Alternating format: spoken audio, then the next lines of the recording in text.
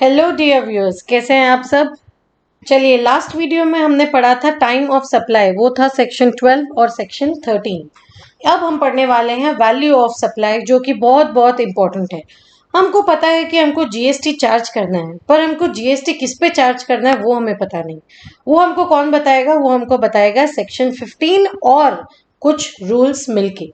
Now उसके लिए हमको सेक्शन 15 वैल्यू ऑफ सप्लाई की, जो हम सप्लाई कर रहे हैं उसकी एक्चुअल वैल्यू क्या है, वो पता करने के लिए हम सेक्शन 15 को पढ़ेंगे। चलिए, नाउ इस वीडियो में हम क्या क्या देखने वाले हैं। इस वीडियो में हम सबसेक्शन 1 के बारे में पढ़ने वाले हैं, जो है नॉर्मल ट्रांजैक्शंस के बारे में। मतलब नॉर्मल ट्रांजैक्शंस मतलब अनरिलेटेड पार्टीज के बीच में,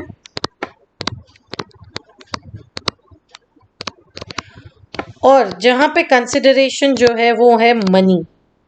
अगर ये दोनों कंडीशंस फुलफिल होती है तो हमारा वैल्यू ऑफ सप्लाई क्या है, ये हम पढ़ेंगे सबसेक्शन 1 में। सबसेक्शन 2 में हम पढ़ेंगे कि वैल्यू ऑफ सप्लाई में क्या क्या इंक्लूड होता है। सबसेक्शन 3 वैल्यू ऑफ सप्लाई के एक्सक्लूजन्स, मतलब क्या क्या हमको ऐड नहीं करना है या क्या क्या हमको डिडक्ट करना है, वो हम पढ़ेंगे सबसेक्शन 3 में। आगे बढ़ते हैं। सबसेक्शन 4 बोलता है कि अगर आपका वैल्यू सबसेक्शन 1 के हिसाब से डिसाइड नहीं हो पा रहा है, कब नहीं होगा? जब या तो रिलेटेड पार्टीज के बीच में होगा या मनी छोड़ के कुछ और भी कंसिडरेशन है, तब हम वैल्यू कैसे डिटरमाइन करेंगे। Value of supply when not determined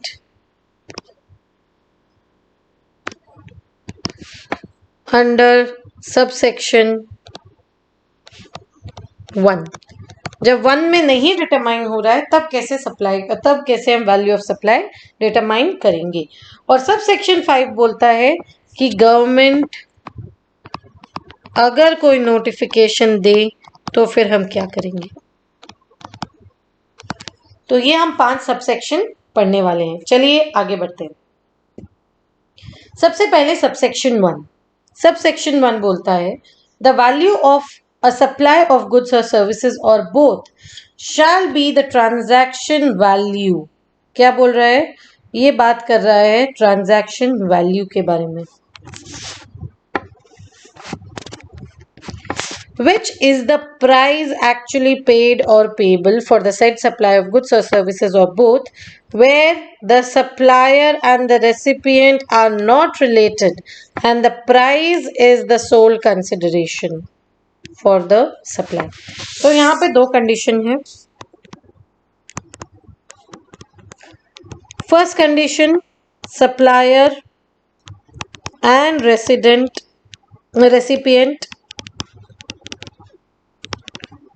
are not related।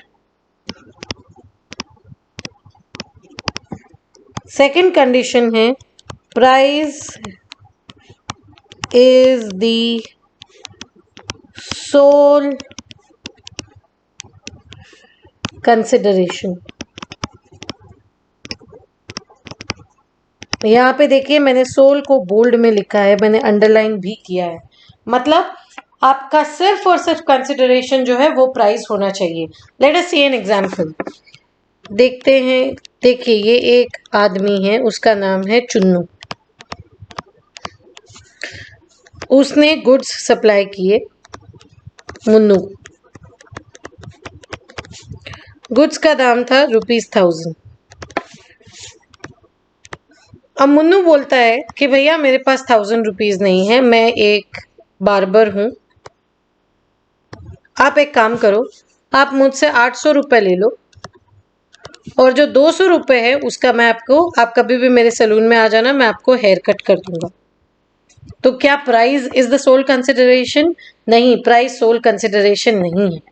तो अगर प्राइस सोल कंसिडरेशन नहीं है तो हम सब सेक्शन 1 के हिसाब से अपना वैल्यू ऑफ सप्लाई नहीं निकाल सकते। दूसरा एग्जाम्पल, लेट अस से चुन्नू और मुन्नू दो भाई हैं, पर यहाँ पे गुड्स सप्लाई हुए गुड्स का वैल्यू 1000 रुपीज रखा गया और मुन्नू ने 1000 रुपीज पे कर दिया। Price is the sole consideration. Yes ma'am, price is the sole consideration. क्या ये दोनों रिलेटेड है या अनरिलेटेड है? नहीं, ये रिलेटेड है। अगर रिलेटेड है तो फिर हम सबसेक्शन 1 के हिसाब से नहीं काम कर सकते।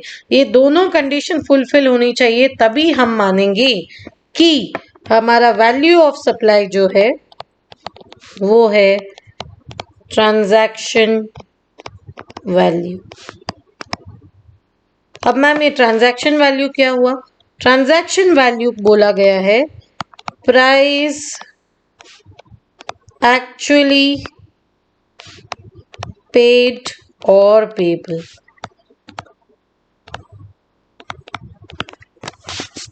फॉर द सेट सप्लाई, तो जो आप पे कर चुके हो या जो पेबल है, जैसे समझिए 1000 रुपीज है, 1000 रुपीज में से 200 आपने पे कर दिया तो पेड, पेबल 800 रुपए और पेबल है। ये जो हमारा वैल्यू है 1000 रुपीज, वो हमारा ट्रांजैक्शन वैल्यू बन जाएगा। सो ये हमने पढ़ा ट्रांजैक्शन वैल्यू के बारे में। ना दूसरी चीज जो हमको पढ़नी है, ये लोग बोल रहे हैं should not be related, should not be related. ये रिलेटेड क्या होता है? ये रिलेटेड होता क्या है? चलिए आगे पढ़ते हैं कि रिलेटेड क्या होता है। रिलेटेड पार्टीज, रिलेटेड पर्सन कौन कौन है? Officers and directors of one another company related party माने जाएंगे। पार्टनर्स रिलेटेड पार्टी माने जाएंगे। एम्प्लॉयर और एम्प्लॉय को भी हम रिलेटेड पार्टी मानेंगे। ओन्स, कंट्रोल्स एंड और होल्ड्स 25% और मोर शेयर्स। अगर हम 25% और मोर शेयर्स किसी कंपनी में होल्ड कर रहे हैं तो हम रिलेटेड पार्टी माने जाएंगे। वन ऑफ देम डायरेक्टली और इनडायरेक्टली कंट्रोल्स दी अदर, मतलब ए लिमिटेड जो है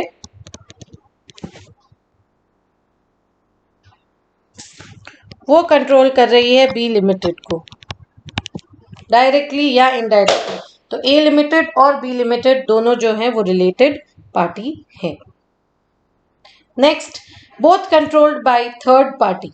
अगर ए लिमिटेड है, बी लिमिटेड है और इन दोनों को कंट्रोल कर रही है सी लिमिटेड, तो ये दोनों बी, ए और बी भी इस केस में रिलेटेड पार्टी माने जाएंगे। टुगेदर कंट्रोलिंग थर्ड पार्टी, ए लिमिटेड और बी लिमिटेड मिलके कंट्रोल किसको कर रहे हैं? सी लिमिटेड को।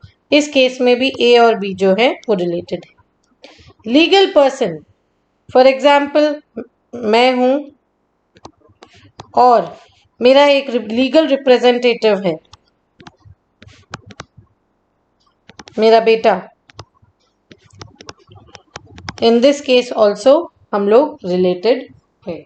सोल एजेंट, सोल कंसेशनर और सोल डिस्ट्रीब्यूटर, कोई भी कंपनी का सोल एजेंट है या सोल डिस्ट्रीब्यूटर है उसको भी हम रिलेटेड पार्टी मानेंगे। And members of the family, family का डेफिनेशन दिया गया है, उसके जो भी मेंबर्स हैं वो भी रिलेटेड पार्टी माने जाएंगे। तो ये है हमारा रिलेटेड पार्टी। अब हमें समझ में आ गया है कौन कौन रिलेटेड है और कौन कौन नॉन रिलेटेड है। आगे बढ़ते हैं। गोइंग बैक, ये हमने रिलेटेड पार्टी के बारे में भी सीख लिया। तीसरी बात जो हमें सीखनी है कि ये जो प्राइस वो लोग लिख रहे हैं, ये प्राइस क्या है एक्चुअल में? ये प्राइस नथिंग बट मनी है। अब मैम ये मनी क्या है? मनी कैसे डिफाइन करेंगे हम? चलिए पढ़ते हैं। नाउ मनी, मनी में हम क्या क्या इंक्लूड करते हैं? इंडियन करेंसी जो अपना रुपीज है, नोट्स या फिर कॉइन्स, सब इंक्लूडेड है। फॉरेन करेंसी, ना आप बोलोगे कि मैम मैं यूएस से आई हूँ और मेरे पास डॉलर है, तो क्या आप डॉलर को मनी कंसिडर करेंगे? हाँ जी, डॉलर को भी हम मनी कंसिडर करेंगे। ड्राफ्ट, जब आप आईसीआई को ड्राफ्ट बना के देते हो, क्या उसको हम मनी या प्राइस में कंसिडर कर सकते हैं? यस, उसको भी हम कर सकते हैं। पे ऑर्डर और मनी ऑर्डर, ये दोनों भी हमारा मनी के डेफिनेशन के अंदर इंक्लूड होता है। पे ऑर्डर जनरली सिटी लिमिट्स के अंदर होता है। मनी ऑर्डर जब हम आउटसाइड द सिटी लिमिट्स पैसा भेजते हैं उसको मनी ऑर्डर बोलते हैं। चेक आप सब जानते ही हैं। ट्रैवलर्स चेक, प्रॉमिसरी नोट्स कोई हम जो प्रॉमिसरी नोट्स होती हैं या फिर जो बिल्स ऑफ एक्सचेंज होते हैं, लेटर ऑफ क्रेडिट जो बैंक के साथ खोलना पड़ता है, बिग बिग बिजनेस जो भी बड़ी बड़ी बिजनेस फर्म्स होती हैं वो ये लेटर ऑफ क्रेडिट के थ्रू ट्रांजैक्शन करना चाहती हैं। और पोस्टर और इलेक्ट्रॉनिक रेमिटेंस जैसे NEFT, RTGS, आजकल IMPS वो भी चलता है। ये सारा क्या है, इसको हम मनी कंसिडर करेंगे। So these are the things which we are going to consider in the definition of money. तो अब हमने क्या सीखा? हमने सीखा सबसेक्शन 1 के बारे में। सबसेक्शन 1 बोलता है कि आपका जो वैल्यू ऑफ सप्लाई है वो ट्रांजैक्शन वैल्यू होगा, लेकिन ट्रांजैक्शन वैल्यू तभी होगा जब जो पार्टीज है वो अनरिलेटेड होंगी। तो हमने रिलेटेड पार्टी का डेफिनेशन भी पढ़ लिया। और जो दूसरा कंडीशन था वो ये था कि जो प्राइस है वो सोल कंसिडरेशन होना चाहिए, इसीलिए हमने मनी का डेफिनेशन भी पढ़ लिया। तो इसी के साथ हमारा सबसेक्शन 1 क्लोज होता है। चलिए आगे बढ़ते हैं हमारे सबसेक्शन 2 के बारे में। सबसेक्शन 2 क्या बोलता है? सबसेक्शन 2 बोलता है कि भैया ट्रांजैक्शन वैल्यू तो ठीक है, लेकिन ये ट्रांजैक्शन वैल्यू कैलकुलेट कैसे करें? इसके लिए हमको कुछ कुछ चीजें इंक्लूड करनी पड़ती है। वो हमें कौन बताएगा? वो हमें बताएगा subsection 2। The value of supply shall include what? इसके अंदर 5 पॉइंट्स है। इस पेज पे हमने 2 पॉइंट कवर किया है। Any taxes, duties, cess, fees, charges levied under any law for the time being in force other than this act. Obviously GST हम add नहीं करेंगे ट्रांजैक्शन वैल्यू के ऊपर। ट्रांजैक्शन वैल्यू के ऊपर हमको GST निकालना है। GST निकालने के लिए हम GST ऐड नहीं करेंगे, बट अगर कोई और टैक्स है तो वो हमें ऐड करना पड़ेगा। फॉर एग्जाम्पल लेट अस से हम लोग मैन्युफैक्चरर्स हैं टोबैको की। वी ऑल नो टोबैको पे एक्साइज ड्यूटी लगता है।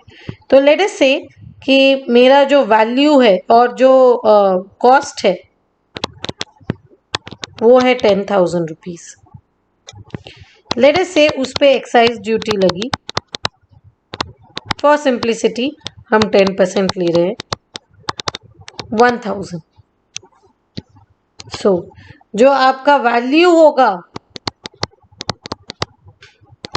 टैक्सेबल वैल्यू वो ये 1,000 को इंक्लूड करके 11,000 होगा, और इस 11,000 पे आप GST चार्ज करोगे। लेट अस से GST भी 10% है सिंप्लिसिटी के लिए, तो 1100। तो आपका कितना हुआ? 12,100। ये हो गया हमारा इनवॉइस वैल्यू। तो क्या हुआ? GST हमने किस पे चार्ज किया? हमने GST जो है वो एक्साइज ड्यूटी पे भी चार्ज किया। क्यों? क्योंकि हमको सबसेक्शन 2 बोलता है कि अगर कोई और टैक्स लेवी हुआ है उसको भी आप अपने ट्रांजैक्शन वैल्यू में इंक्लूड करिए और उसके ऊपर आप GST चार्ज कीजिए। इसीलिए हमने एक्साइज ड्यूटी ऐड की है। तो आप बोलोगे मैम फिर तो पूरा जो GST का बेस है कि कैस्केडिंग इफेक्ट नहीं होता है, वही आपने पूरा हिला दिया। आपने तो टैक्स ऑन टैक्स चार्ज कर दिया। हाँ, up to a certain limit GST ने ये कर्व किया है, बट यहाँ पे कैस्केडिंग इफेक्ट अभी भी चल रहा है और टिल फर्दर नोटिस हमको ऐसे ही करना पड़ेगा। ठीक है मैम, आगे बढ़िए। So other than this act, the state GST act, union GST act और जो हमारा सेंट्रल GST एक्ट या फिर GST compensation to states act, ये सब का जो भी चार्जेस है वो हम ऐड नहीं करेंगे ट्रांजैक्शन वैल्यू में। बाकी कोई भी टैक्स अगर चार्ज हो रहा है वो हम इस पे चार्ज करेंगे if charge separately by the supplier. मतलब अगर आपके इस 10,000 में ऑलरेडी ये 1,000, अगर आप डायरेक्टली बोल रहे नहीं वैल्यू 11,000 है तो वापस जाके थोड़ी 10,000 चार्ज करेंगे। अगर आपने वैल्यू में ऑलरेडी ऐड कर रखा है तो उसको वापस ऐड करने की जरूरत नहीं है। अदरवाइज आप प्लीज उसको ऐड कीजिए और उसके ऊपर ही GST कैलकुलेट कीजिए। नेक्स्ट पॉइंट जो बोल रहा है, any amount that the supplier is liable to pay in relation to such supply but which is incurred by the recipient of the supply and not included in the price actually paid or payable for the good service or both। अब example लेते हैं। ये है mister Chunnu, ये एक painter है, इनका business है घर पेंट करना। ये मैं हूँ, मुझे मेरा घर पेंट करना है, इसीलिए मैंने मिस्टर चुन्नू को कांटेक्ट किया। मिस्टर चुन्नू ने बोला कि ठीक है मैडम, हो जाएगा आपका घर पेंट। तो उसके लिए उन्होंने एक पेंटर भेजा मेरे घर पे विद ऑल द पेंट्स या जो भी उनको रिक्वायरमेंट है उसके लिए भेजा। और उन्होंने मुझे बोला कि मैडम ये पेंटिंग का जो चार्जेस है वो है ₹10,000। ठीक है, मैंने बोला कोई बात नहीं है। अब क्या हुआ, यहाँ पे पेंट खत्म हो गया मेरे घर पे। तो मिस्टर चुन्नू के पास एक सप्लायर थे, मिस्टर मुन्नू, जो मेरे घर के पास ही थे। तो पेंटर साहब ने मिस्टर मुन्नू को बोला कि आप 500 रुपए का एक जो भी पेंट है जो चाहिए वो आप इधर डिलीवर करा दो, मेरे घर पे डिलीवर करा दो। और मुझसे रिक्वेस्ट किया कि आप एक काम कीजिए, एक बार 500 रुपए आप दे दीजिएगा। मैंने बोला ठीक है, मैं दे दूंगी, कोई बात नहीं, मैं तो आपसे काट लूंगी, एक ही बात है। तो इसीलिए मैंने इनको 500 रुपए, इन्होंने मुझे पेंट दिया और मैंने इनको 500 रुपए दे दिया। अब बारी आई इनवॉइस की। तो मिस्टर चुन्नू थोड़े से चालाक निकले। मिस्टर चुन्नू ने बोला देखिए मैडम, 500 रुपए तो आपने दे ही दिया है, तो मैं एक काम करता हूं, मैं आपको जो बिल है वो बना के देता हूं 9,500 का, और उस पर मैं जीएसटी चार्ज करता हूं। सिंप्लिसिटी के लिए हम 10% ले रहे हैं, तो ये हुआ हमारा 10,450। आपको, आप भी बचाएंगे, हम भी बचाएंगे। पर जीएसटी एक्ट बोलता है नहीं, ये गलत है। अगर आप इनवॉइस 10,000 का रेज कर रहे हैं, good enough, go ahead with the 10,000 और आप 11,000 ले सकते हैं, ये करेक्ट है। बट अगर आपने प्राइस में इंक्लूड नहीं किया है and not included in the price, तो प्लीज आप अपना 9,500 प्लस 500, टोटल वैल्यू 10,000, उसको ऐड कीजिए। उसके बाद उस पर आप अपना जीएसटी लगाइए और 11,000 आपका इनवॉइस वैल्यू हो जाए। तो या तो आप ये ऑप्शन पे जाइए, कोई दिक्कत नहीं है। अगर आपने इसमें नहीं इंक्लूड किया है तो आपको इसको इंक्लूड करना पड़ेगा, आपके पास कोई और ऑप्शन नहीं है। तो this is the second inclusion in your value of supply. आगे बढ़ते हैं। Third point number C, clause C talks about incidental expenses. अब इंसिडेंटल एक्सपेंसेस क्या होते हैं? इंसिडेंटल एक्सपेंसेस होते हैं हमारे commission, packing, charged to the supplier, charged by the supplier to the recipient, and any amount charged for anything done by the supplier in respect of supply of goods of service, of supply of goods or service or both, or not before the delivery or supply of service, वो भी include होगा। मतलब आपने packing करवाई, आपने कोई type का commission charge किया, आपने लोडिंग अनलोडिंग चार्जेस लिए,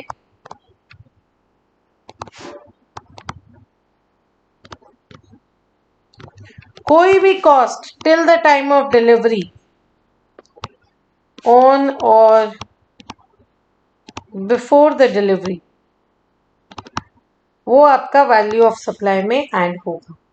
लेट अस से आपने 10,000 के गुड्स जो हैं वो सप्लाई किए और आपने डिलीवरी चार्जेस लिए 1,000 रुपीज, तो आपका जो जीएसटी है वो 11,000 पे कैलकुलेट होगा। 11,000 पे 1,100 रुपए जीएसटी लग जाएगा आपका। फॉर सिंप्लिसिटी पर्पस हमने 10% लिया है। तो हमारा थर्ड है इंसिडेंटल पॉइंट। यहाँ पे मैंने एक फ्रेमवर्क बनाया है ताकि मैं यहाँ पे लिख सकूं। क्लॉज ए बात करता है हमारा, किसके बारे में बात करती है? क्लॉज ए बात करता है अबाउट अदर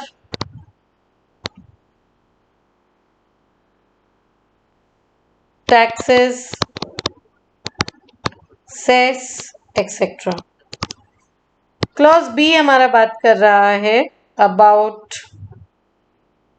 क्लॉज बी क्या, किस बारे में बात कर रहा है? About any kind of expense paid by the recipient on behalf of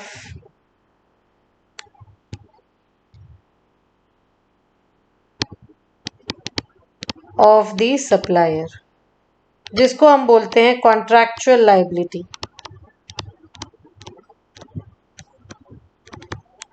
contractually liability आपकी थी, लेकिन वो सेट ऑफ की किसने? रेसिपिएंट ने, तो वो आपको ऐड करना पड़ेगा। नेक्स्ट है हमारा क्लॉज सी। क्लॉज सी बात करता है इंसिडेंटल एक्सपेंसेस के बारे में।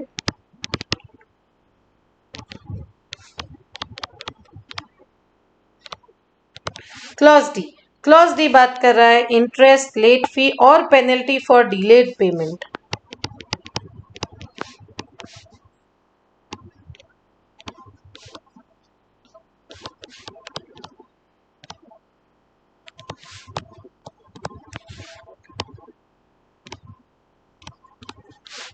मैम ये तो कहीं देखा देखा लग रहा है। हाँ जी, ये आपने सेक्शन 12 और सेक्शन 13 क्लॉज 5 सब सेक्शन 5 में भी पढ़ा है, जहां पे वो बोल रहे हैं कि अगर इंटरेस्ट, लेट फी, पेनल्टी ये सब अगर आपने कलेक्ट किए हैं तो उसका टाइम ऑफ सप्लाई वो होगा जब आपको एक्चुअली वो पैसा मिला है। बट यहाँ पे ये बात कर रहे हैं वैल्यू ऑफ सप्लाई के बारे में, मतलब आपने अगर ऐसा कुछ अमाउंट कलेक्ट किया है तो उसको आपको अपने वैल्यू ऑफ सप्लाई में काउंट करना पड़ेगा। Late us see once. Let us से कि मेरा गुड्स का वैल्यू था ₹10,000 और पेनल्टी, क्योंकि उन्होंने डिले किया पेमेंट में, इसीलिए हमने उनसे पेनल्टी चार्ज की है ₹500। तो आपका वैल्यू ऑफ सप्लाई जो होगा वो होगा 10,500। अब टाइम ऑफ सप्लाई इसका, लेट अस से ये गुड्स है, तो ये टाइम ऑफ सप्लाई जो है of 10,000 would be decided as per 12, 2 और 3 और 4, और ये 500 का जो है वो डिसाइड होगा as per 12 सबसेक्शन 5। ये हमारा टाइम ऑफ सप्लाई के बारे में। वैल्यू ऑफ सप्लाई में ये चीज इंक्लूड होगी।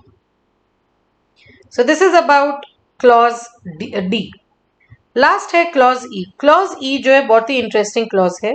ये बात करता है सब्सिडीज के बारे में। Subsidies directly linked to the price, बहुत बहुत इंपॉर्टेंट वर्ड है। Excluding subsidies provided by central government और स्टेट गवर्नमेंट, इस पे हम थोड़ा सा डिस्कशन करते हैं। लेट अस से मेरी एक कंपनी है एसजे डस्टर्स, मैं डस्टर्स बनाती हूँ।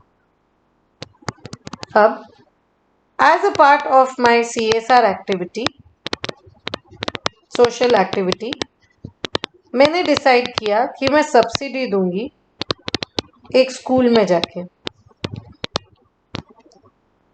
ना सब्सिडी मैंने कैसे डिसाइड की? मैंने दो तरीके से डिसाइड कर सकती हूँ मैं subsidy. Let us talk about the first way. First way ये है कि जो बुक्स है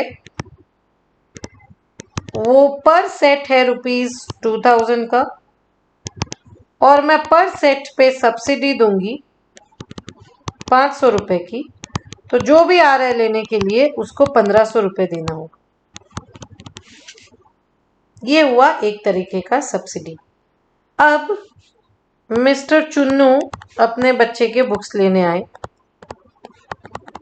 मिस्टर चुन्नू कितना पे करेंगे? 1500। तो मैंने एक होशियारी मारी, मैंने उनको एक टैक्स इनवॉइस दिया, और टैक्स इनवॉइस पे मैंने उनको लिखा बुक्स 1500 ऐड जीएसटी, और मैंने उनको ये वाला वैल्यू दे दिया। क्या ये सही है? नहीं, ये सही नहीं है। जो आपका इनवॉइस है वो आपका 1500 का नहीं, वो आपको 2000 का ही देना पड़ेगा। अगर आपने उसको इंक्लूड नहीं किया है तो प्लीज उस सब्सिडी को ऐड कीजिए, उसका वैल्यू 2000 पे लाइए और उस पे जीएसटी पे कीजिए। नाउ जो दूसरा तरीका है मेरा, वो मैं बोलूंगी बुक्स और जितना भी हो, मैं टोटल स्कूल को बुक्स पे सब्सिडी दे रही हूँ ₹15,000 का। अब आप कैसे कलेक्ट कर रहे हैं कि कैसे वो सब्सिडी पेरेंट्स को पास ऑन कर रहे हैं, उससे मुझे कोई मतलब नहीं है। मेरा है कि मैं 15,000 स्कूल को दे दूंगी। अब इसमें क्या डिफरेंस है, ये directly linked to the invoice है। हर इनवॉइस पे मैं डिस्काउंट दे रही हूँ, यहाँ पे मैं हर इनवॉइस पे नहीं दे रही हूँ।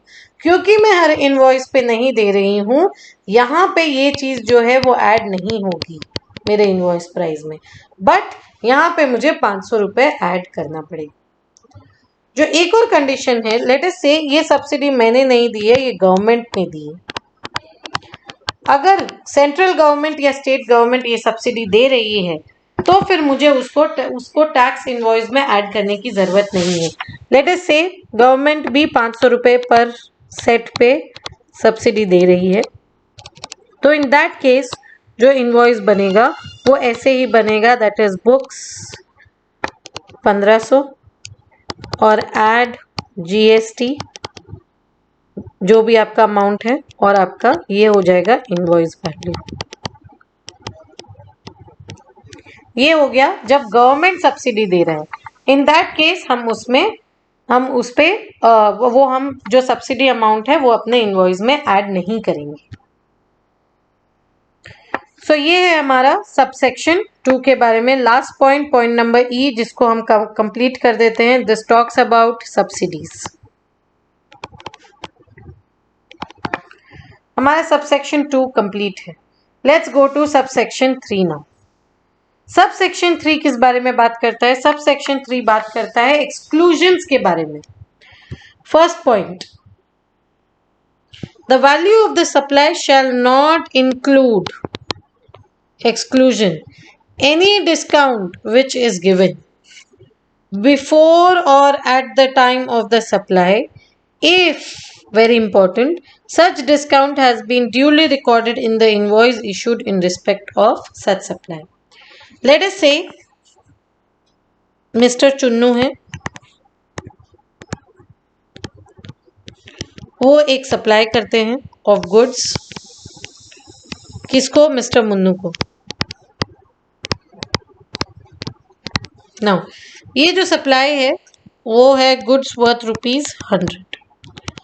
अब मुन्नू यहाँ पे नेगोशिएशन पे आ गए, वो नेगोशिएशन स्टार्ट करना शुरू कर दिए, और नेगोशिएशन के बाद चुन्नू ने बोला ठीक है मैं आपको 10 रुपए का डिस्काउंट देता हूँ, तो आपका जो वैल्यू है वो हो गया 90। अब यहाँ पे मिस्टर चुन्नू 2 टाइप का टैक्स इनवॉइस इशू कर सकते हैं। फर्स्ट, जो आपका सप्लाई है, लेट अस से चार्ज जो गुड्स है वो है आपका 100 रुपीज़ का, less discount 10 rupees, 90 add GST, let us से 9 रुपीज़, तो आपका इनवॉइस वैल्यू हो गया 99। दूसरा तरीका हो गया, आप यहाँ पे चार्ज कर रहे हैं 90 डायरेक्टली, और उस पे आप जीएसटी ऐड कर रहे हैं 9 रुपीज़ और 99 का आप इनवॉइस दे रहे हैं। ये तरीका अलाउड नहीं है। आपको डिस्काउंट तभी मिलेगा, आप ये एक्सक्लूड तभी कर सकते हैं जब आप उसको इनवॉइस में शो कर रहे हैं। वही ये पॉइंट बोल रहा है कि before or at the time of supply if such discount has been duly recorded in the invoice, अगर आपने उसको रिकॉर्ड किया है तभी वो आपको डिस्काउंट मिलेगा, नहीं तो वो आपको डिस्काउंट नहीं मिलेगा।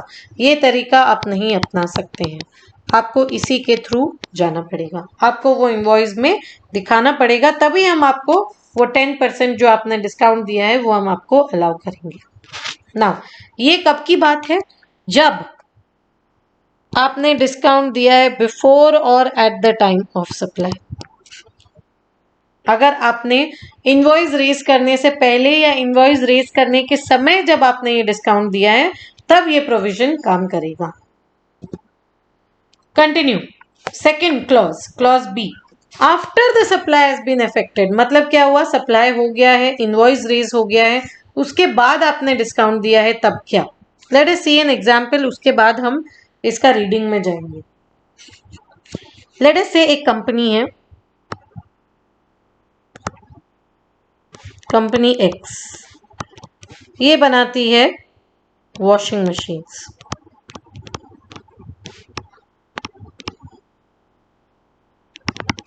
ठीक है ना। इसके बहुत सारे डिस्ट्रीब्यूटर्स हैं,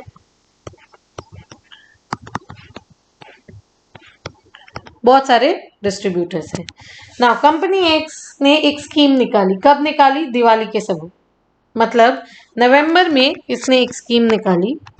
बोला कि अगर आपने 1000 वॉशिंग मशीन्स बेच दी तो हम आपको दिसंबर की इनवॉइस पे 10% का ऑफ देंगे। हम आपको 10% का ऑफ देंगे। तो ये लोग बोलते हैं नहीं भाई, हम ऐसे कैसे आपकी बात मान ले, आप एक अग्रीमेंट बनाओ हमारे साथ। ठीक है, तो एक अग्रीमेंट बना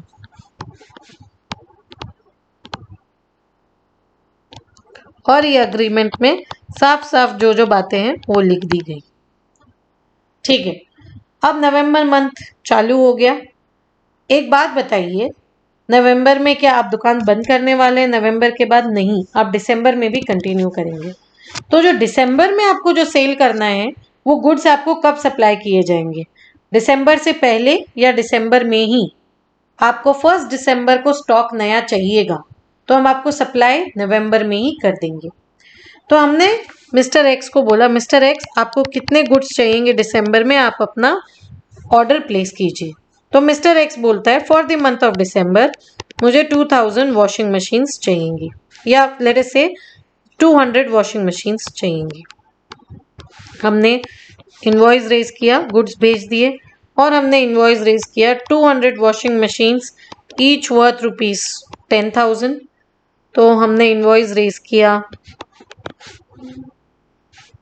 20 lakhs, उस पे हमने जीएसटी चार्ज किया एट 10%, 2 lakhs, और हमने मिस्टर एक्स को बोला कि मिस्टर एक्स प्लीज हमको 22 lakhs का पेमेंट कीजिए। मिस्टर एक्स उठ के आ गए। मिस्टर एक्स बोले अरे आपने तो बोला था कि 10% डिस्काउंट देंगे। तो कंपनी एक्स बोलती है मिस्टर एक्स रुकिए, ओ कंपनी हम बना देते कंपनी बी। कंपनी बी बोलती है मिस्टर एक्स रुकिए, वेट कीजिए, सब्र रखिए, अभी तक हमने काउंट नहीं किया, अभी तक हम नवंबर में ही हैं, हमने देखा नहीं है कि आपने सेल कर दिया है या नहीं किया है। एक बार हमको सेल का पता चल जाएगा उसके बाद ही हम आपको वो डिस्काउंट दे सकेंगे। तो एक बार आप हमको 22 lakhs पे कीजिए, उसके बाद जब आप हम काउंट कर लेंगे, जब हमको पता चल जाएगा तो हम आपको डिस्काउंट दे देंगे। तो इस बात पे हमारा मैटर क्लोज हुआ, उन्होंने हमको 22 lakhs दे दिया। अब दिसंबर मंथ शुरू हुआ, हमने नवंबर मंथ की काउंटिंग शुरू की। जब हमने नवंबर मंथ की काउंटिंग शुरू की तो हमने देखा हाँ मिस्टर एक्स ने तो एक्चुअल में 1000 वॉशिंग मशीन सेल कर दिए और इनको डिस्काउंट मिलेगा। तो हमने क्या किया, हमने रिवाइज किया अपना इनवॉइस। हमने उनको 10% डिस्काउंट देके जो रिवाइज्ड इनवॉइस बनाया वो बनाया हमने 10% डिस्काउंट देके 18 lakhs का, और उस पे 1.8 lakhs का जीएसटी, तो 19.8 lakhs हमने मांगे मिस्टर एक्स से। मिस्टर एक्स को बोला हाँ आप 22 लाख नहीं 19.8 लाख ही पे करेंगे। अब क्या ये अलाउड है? हाँ ये अलाउड है, पर इसके दो कंडीशन हैं। फर्स्ट कंडीशन, एक अग्रीमेंट होना बहुत जरूरी है।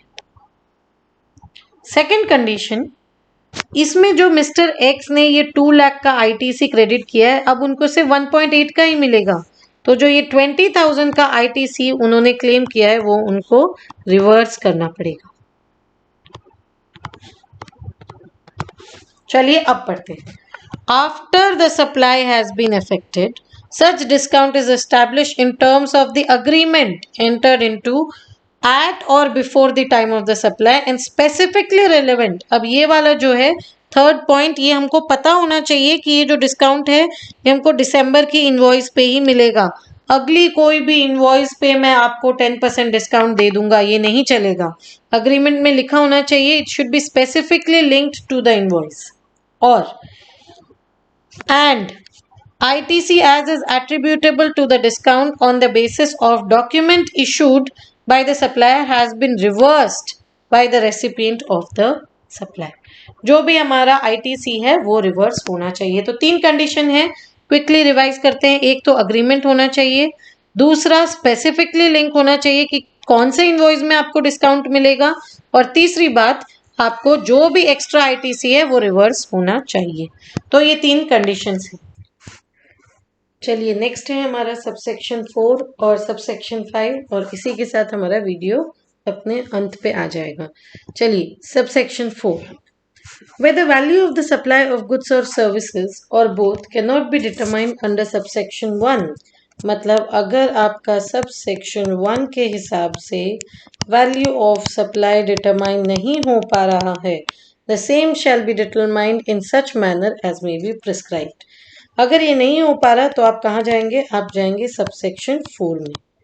सब सेक्शन 4 बोलता है आइए मेरे पास, मैं आपका value of the supply determine करता हूँ, पर कहाँ है वैल्यू ऑफ सप्लाई डिटरमिनेशन का तरीका, वो बोला गया है कि सब सेक्शन 4 बोलता है वैल्यू ऑफ द सप्लाई आपको कैसे डिटरमाइन करना पड़ेगा, रूल्स के हिसाब से। ये रूल्स हम नेक्स्ट अपने वीडियो में कवर करेंगे।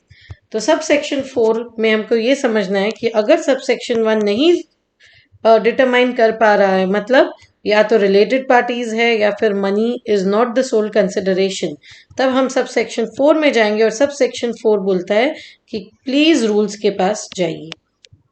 चलिए लास्ट है सब सेक्शन 5। सब सेक्शन 5 बोलता है notwithstanding anything contained in subsection 1 and subsection 4, the value of such supplies as may be notified by the government on the recommendation of the council shall be determined in such manner as may be prescribed। तो subsection 5 बोलता है अगर government notification देता है, government कैसे देगा notification, obviously in consultation to GST council. Government notification देता है कि ये एक सप्लाई है और इसका determination of value of supply इस तरीके से होना चाहिए। तो वो किस तरीके से होगा, इसी तरीके से होगा। और वो तरीका आपको कहाँ मिलेगा, वो तरीका आपको मिलेगा नोटिफिकेशंस में। तो ये आपका सबसेक्शन 5। तो इसी के साथ हमारा section 15 value of supply complete होता है। रूल्स के लिए, नोटिफिकेशंस के लिए हमने नेक्स्ट वीडियो बना रखा है। Thank you for watching. I hope आप सबको वैल्यू ऑफ सप्लाई के बारे में समझ में आ गया है। Please please please subscribe button पर दबाना ना भूलिए। बेल आइकन को भी क्लिक कीजिए ताकि आपको नोटिफिकेशंस सबसे पहले मिले। Thank you. Have a great day. Bye bye.